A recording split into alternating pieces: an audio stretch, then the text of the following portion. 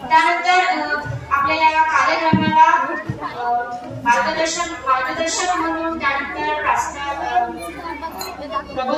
प्रबोधन करण्यासाठी त्यानंतर व्याख्यान आपल्या या सर्व महिलांना व्याख्यान करण्यासाठी आपल्या शाळेचे उत्तुंग व्यक्तिमत्वाचे धनी असणारे आपल्या शाळेचे एक सेवानिवृत्त शिक्षक गोस्वामी सर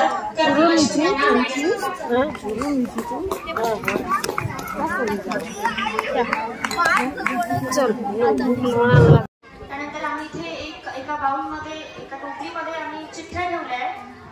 एकसारखं वाण न देता मुखाना स्पर्धा वाण फेकल्यानंतर माईक इथे आहे, माईक घ्यायचा आणि एक मुखाना सांगायचा।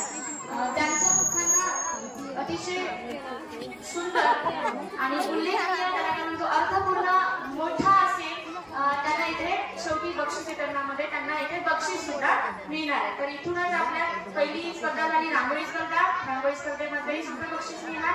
त्यानंतर आहे वाणवाटप होत असताना उखाणा स्पर्धा, तर त्या उखाणा स्पर्धेचंही बक्षीस तुम्हाला मिळणार आहे।